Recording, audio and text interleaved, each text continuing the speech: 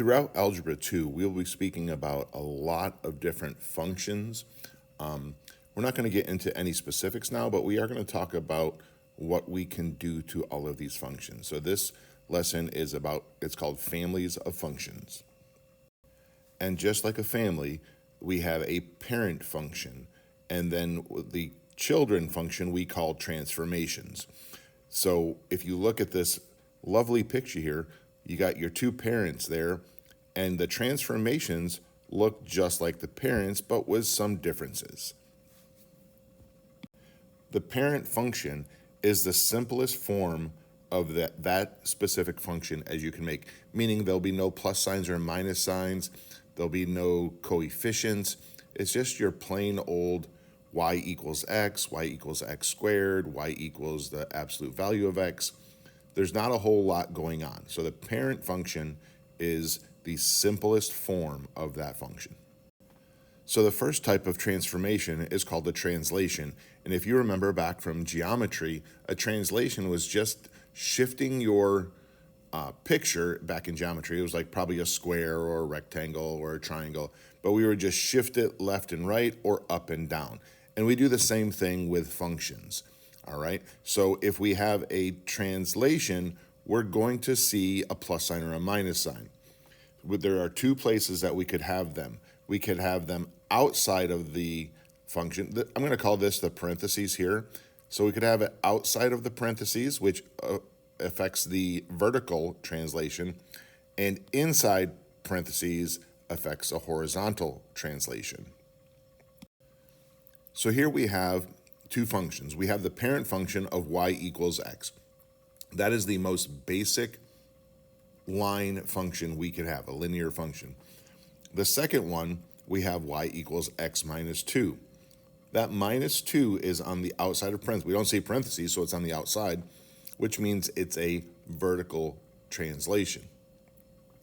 And vertical, we just go ahead and look at the sign. It's a negative 2, so it took our line and shifted it down 2. Notice it looks just like the parent function with just a little bit of a difference. Here on B, we already have two functions that have been transformed. The original function, the parent function, would be this, y equals x squared, and it would look something like this, okay? But the first one had me shift down 1, and it says, hey, what would be the new graph if I wanted to, from this one, if I went up 5? So we shifted down 1, but shifted back up 5, and that's why we have a new function over here called y equals x squared plus 4. Let's move on to horizontal transformations. So the graph is affected by numbers, okay, that aren't with the x. So those numbers can be on the outside, which affect vertical type ideas, or it could be on the inside of parentheses that affect horizontal aspects of the graph. So if I have a plus sign or a minus sign on the inside of a parentheses, that is going to create a horizontal translation. However, it's not as easy as a vertical, because on a vertical, we could just look at the number and go, oh, we go up this many or down this many. For horizontal, we have to get that number out of the parenthesis, and to do that, we do the opposite of what's going on. So if it's a plus 5, we'd actually move left 5 on the x-axis. If it was a minus 7, we'd actually move right 5 on the horizontal axis. So you can see here, this line here, this black line, well, the black function, I should say, it's not a line, is the original function. This is the parent function. We don't really have a formula to go with it. It's just a weird function. It's okay. But it says, hey, let's take that function and shift it to. And this says x minus 2 in the parentheses. So I have a minus 2. I got to think, okay, what's the opposite of that? That'd be plus 2. That's why it moved over 2 to the right.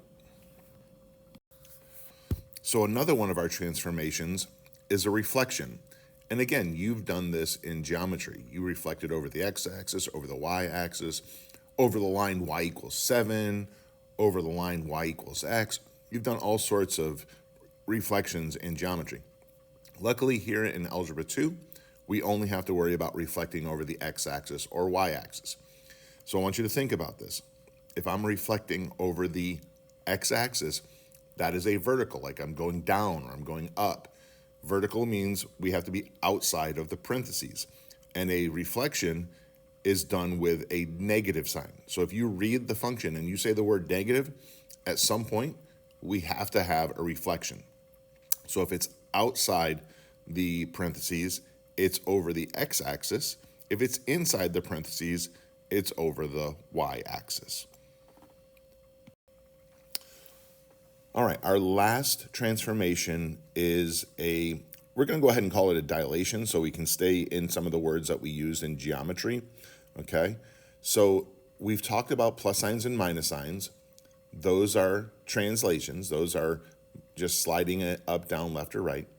We talked about negative signs. Those are just reflections over an axis. The last thing we have is a coefficient, a number in front of the parenthesis or the number in front of the x inside the parenthesis. So we don't do too much in Algebra 2 with a number in front of the x on the inside, but I do want to mention it for next year if you take AP Pre-Calculus. So same idea. If we have a number outside the parentheses, it's a vertical idea. If it's inside the parenthesis, it's a horizontal idea. So let's go back to some of the things that we did in geometry. So if I gave you this triangle right here, and I said, I want you to dilate that by 3, we would stretch this out and make it a lot bigger, right? If I said, I want you to take this and to dilate it by 1/2, we'd make it smaller. We'd compress it, all right? So that's what we're going to call it. If we have a number bigger than 1 on the outside of the parentheses, we're going to call it a vertical stretch. If it is less than 1 but greater than 0, we're going to call it a vertical compression, okay? Those same ideas would go if it was inside the parentheses. We just call it a horizontal stretch or a horizontal compression, but you won't have to worry about that until next year. So this page just brings everything together, okay? So what you're going to hear me say a lot this year is 1, 2, 3, 4, because we got to talk about 4 transformations. So we're going to start talking about a vertical translation. Then we'll talk about a horizontal translation. Then we'll talk about a reflection. Then we'll talk about dilation in that order. So that way, when I say 1, 2, 3, 4, you know what I'm talking about. So if we look at this function, this g function, the original function was this, y equals x squared. But I see plus signs and minus signs, so I know I have other things going on. So I look at the outside plus or minus sign, and I see -2. That means I'm going down 2, and that's all you have to write.